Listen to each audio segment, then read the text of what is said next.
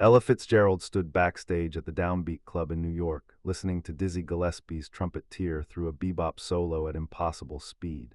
She was 30 years old, already famous, and absolutely certain she could never do what he was doing. Too fast, she whispered to herself. Way too fast. Then Dizzy walked off stage during the band break, saw her standing there, and asked a question that would change music history. Ella, can you sing bebop? I don't know, she admitted. I've never tried. Want to find out? This is the story of the night Ella Fitzgerald discovered she could do the impossible. Of the moment a legend challenged another legend to try something terrifying. Of the jam session where Ella's voice became an instrument that could match Dizzy's trumpet note for note. And of how fear, curiosity, and pure musical instinct created a style that would define her for the next 50 years. It was late 1947, and bebop was revolutionizing jazz. The music that had dominated the swing era, big bands, danceable rhythms, was giving way to something radical, intellectual, almost confrontational in its complexity.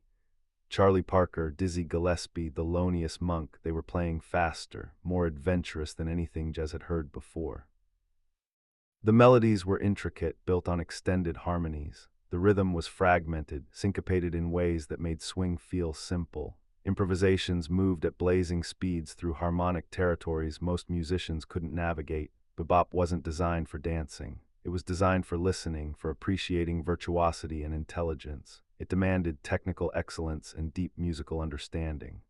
Ella Fitzgerald was already a star, but from the previous generation. She'd been performing for over a decade, since winning Amateur Night at the Apollo in 1934. She'd sung with Chick Webb, had dozens of hit records, was known across America. Her style was grounded in swing-era jazz, beautiful tone, perfect pitch, impeccable phrasing, respect for melody. She could sing a ballad and make grown men cry. Her voice was considered one of the purest, most technically perfect instruments in popular music, but bebop required a different vocal approach. You had to improvise like an instrumentalist, match horn complexity, navigate chord changes most singers couldn't hear, much less sing. Think like a horn player, not a vocalist. Very few singers were even attempting it in 1947. The conventional wisdom was bebop was for instrumentalists. Voices couldn't move that fast. Couldn't be that precise. Ella had the technical ability, perfect pitch, phenomenal ear, natural musicality, exceptional range, pure tone, absolute control. But bebop scared her. It was so fast, so different from everything she'd built her career on. Why risk changing what worked? That November evening, she'd come to the Downbeat Club just to listen.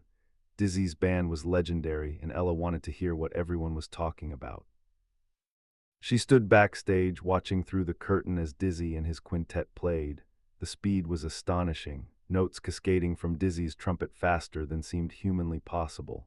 The rhythm section, bass, drums, piano, creating a foundation that was simultaneously solid and chaotic. Charlie Parker on alto sax, matching Dizzy's complexity with his own impossible runs. Ella listened with a mixture of admiration and resignation. This was brilliant. This was the future of jazz, and she was certain she could never do it. During the break, Dizzy came backstage for water. He saw Ella standing there and his face lit up. Ella, you came. What do you think? Incredible, she said honestly. Absolutely incredible. Too fast for me, though. Dizzy looked at her with curiosity. You think you can't sing bebop? I know I can't. My voice doesn't work that way. I'm a melody singer, you're playing. She gestured helplessly.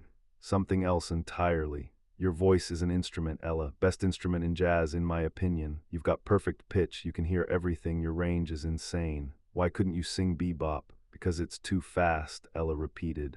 I can't improvise like that. Dizzy grinned. Have you tried? No, but then how do you know you can't? Ella was quiet. He had a point. She'd never actually attempted bebop. She just assumed it was beyond her capabilities. Tell you what, Dizzy said. After this next set, we're doing a jam session. Just musicians, no audience pressure. Why don't you sit in, try it, see what happens? Dizzy, I'll embarrass myself. Impossible. You're Ella Fitzgerald. Even if you try bebop and it doesn't work, you're still Ella Fitzgerald. But what if it does work? What if you can do it? She looked at him, this trumpet player who'd revolutionized jazz, who was asking her to step completely outside her comfort zone. What would I even do? She asked. Match my trumpet. I'll play a phrase, you sing it back. We'll trade.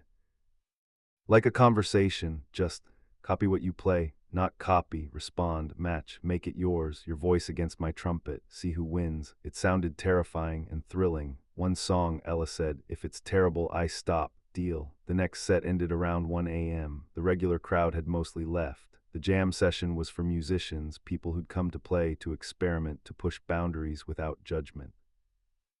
Dizzy announced that Ella Fitzgerald would be sitting in. The musicians still there, bass player, drummer, pianist, a few horn players looked excited. Ella Fitzgerald jamming with them. This was special. Ella stood by the microphone, heart pounding. She performed for presidents, for thousands of people, for the toughest crowds in America. But this felt different. This was musical. Territory she'd never explored. What song? She asked Dizzy. Doesn't matter, let's just play. Follow the changes, respond to what you hear. Don't think, just feel it. The band started playing a blues progression, but fast. Bebop tempo, probably 240 beats per minute, twice the speed of traditional swing. The bass walking quick quarter notes, drums driving with complex rhythms on the ride cymbal, piano comping intricate chord voicings that suggested harmonies beyond the basic blues structure. Dizzy played the first phrase, a fast, intricate line that climbed through the chord changes. It started low, wound through chromatic passing tones, hit some unexpected intervals, and ended on a high note that hung suspended before resolving. Then he stopped and looked at Ella, her turn. For a split second, panic. The phrase had been so fast, so complex. How could she possibly reproduce that with her voice? But her ear had captured it. Perfect pitch meant she knew exactly which notes he'd played. Her musical mind had processed the harmonic logic, where the phrase was going, why those particular notes worked against those chords. She opened her mouth and sang what he'd just played. Not exactly note for note, her voice found slightly different inflections, took a slightly different rhythmic approach to the same basic line. But she matched the speed, the harmonic intention, the musical arc. Her voice moved through the same territory his trumpet had explored, just with her own personal touch. Dizzy's eyebrows went up. Okay, interesting. She could do it once. Could she do it again? He played another phrase, even faster this time. More notes, tighter rhythms, wider. Interval jumps, Ella sang it back, her voice clear and precise despite the speed, hitting each note cleanly, the rhythm exact. The bassist looked up from his instrument. The drummer glanced over. The piano player stopped comping for a moment to watch. This was interesting. Dizzy increased the complexity. Not just fast notes, but wide interval jumps, octave leaps, tenth jumps, things that were challenging on trumpet and should be nearly impossible to sing accurately. Chromatic runs that slid between notes, rhythmic displacement where the phrase started off the beat and created tension before resolving. Ella matched him, her voice moving with the same agility as his horn, finding notes that shouldn't be accessible at that speed, navigating the harmonic changes with perfect accuracy. Something was happening, something neither of them had. Fully expected, Ella wasn't just copying Dizzy's phrases like a student mimicking a teacher. She was understanding them, hearing the harmonic logic underneath, the rhythmic intention, the musical statement being made. And she was responding with her own musicality, her own interpretation, while maintaining the bebop language. The fear that had gripped her 5 minutes ago was evaporating. This wasn't scary anymore. This was exhilarating. Her voice could do this.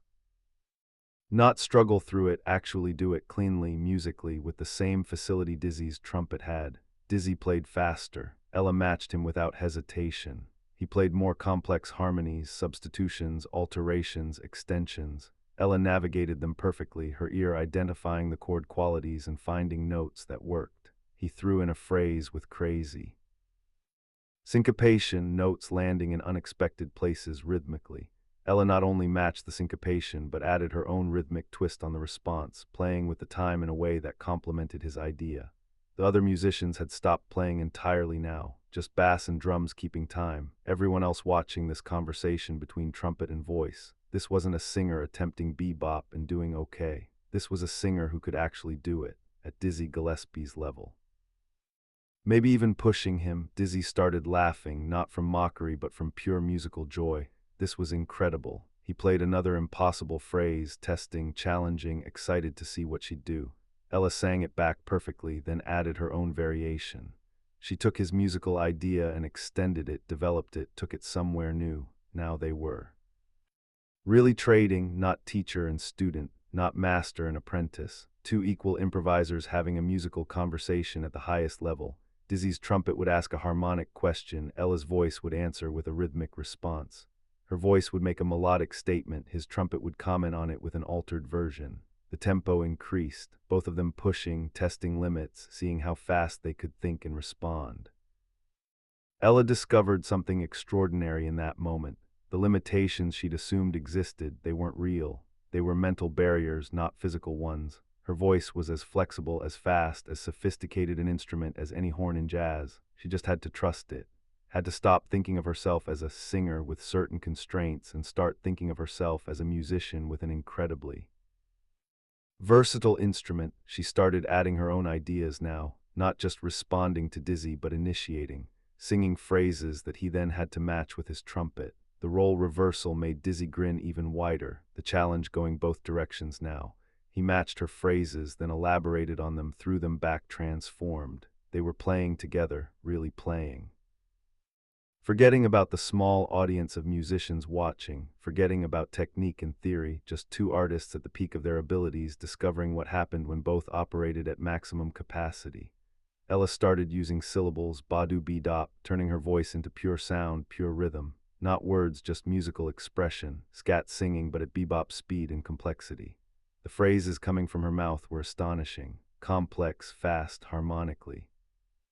Sophisticated, rhythmically intricate. Everything bebop required, delivered with the clarity and precision that made Ella Fitzgerald legendary. Dizzy played a final phrase, a long, ascending run that climbed into the trumpet's highest register.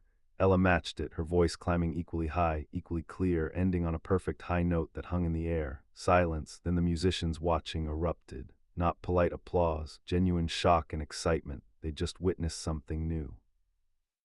Ella Fitzgerald could sing bebop, not adequately, brilliantly. Dizzy lowered his trumpet, shaking his head in amazement. Ella, what the hell? You said you couldn't do this. I didn't know I could, Ella said, still catching her breath. I've never tried. Well, you just invented something. That wasn't singing, that was. I don't even know what to call it, your voice as a bebop instrument. I've never heard anything like it. Ella was trembling slightly, not from fear now, but from exhilaration. She'd just discovered a completely new capability, a way of using her voice she'd never imagined possible. The other musicians came up, excited, asking questions. Could she do it again? Would she record it? This was revolutionary, but Ella was still processing. For over a decade, she'd been a successful singer using one approach, and in 20 minutes, Dizzy Gillespie had shown her she could do something entirely different, something harder, more complex, more musically ambitious. Why didn't anyone tell me I could do this? She asked Dizzy. Would you have believed them, or did you need to discover it yourself? He was right. If someone had told her she could sing bebop, she would have politely disagreed. She needed to try it, to feel it working, to experience her voice navigating that territory successfully. What now? She asked. Now you've got a choice, Dizzy said. You can go back to singing pretty melodies, which you do better than anyone, or you can explore this, see how far you can take it. But you can't unknow what you just learned. You can't pretend you don't have this ability anymore. Ella nodded slowly. He was right. Something had shifted. She'd always thought of her voice as a tool for singing songs, but tonight she'd discovered it could be an instrument for pure musical expression. As sophisticated as any horn, as flexible as any piano, as rhythmically complex as any drum. The jam session continued. Other musicians played, but people kept asking Ella to sit in again. She did multiple times. Each time she got more comfortable, more adventurous, started taking bigger risks, trying ideas that would have terrified her an hour earlier. By 4 a.m., when the session finally ended, Ella Fitzgerald had fundamentally changed as an artist. She'd walked into the Downbeat Club thinking she knew her limitations. She'd leave knowing she'd only scratched the surface of what her voice could do. The impact of that night would ripple through her entire career. Within months, Ella started incorporating scat singing into her performances, not just occasionally, but as a major element. Her ability to improvise vocally at bebop speeds became one of her defining characteristics. She recorded albums where her voice operated as the lead horn, trading phrases with trumpet and sax as an equal. Critics struggled to describe what she was doing. It wasn't traditional singing, but it wasn't quite instrumental playing either. It was something new. Other singers tried to copy her bebop vocal approach. Few could match it. The combination of perfect pitch, incredible ear, technical precision, and pure musicality that made it possible was rare.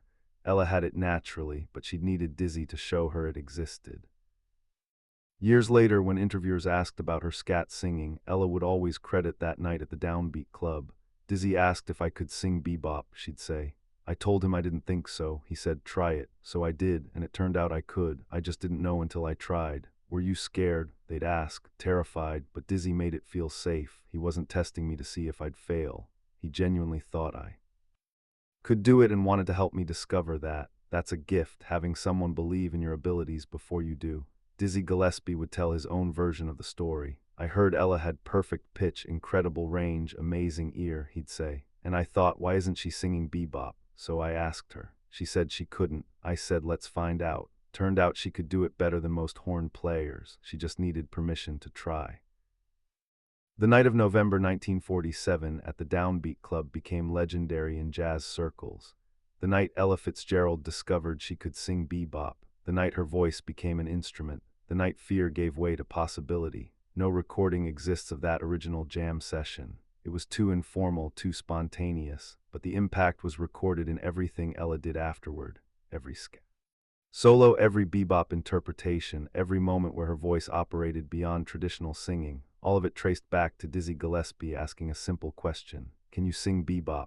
And Ella Fitzgerald, despite her fears and doubts, answering the only way that mattered, by trying. She discovered she didn't just sing bebop, she mastered it, owned it, made it uniquely hers, all because someone asked if she could, and she was brave enough to find out.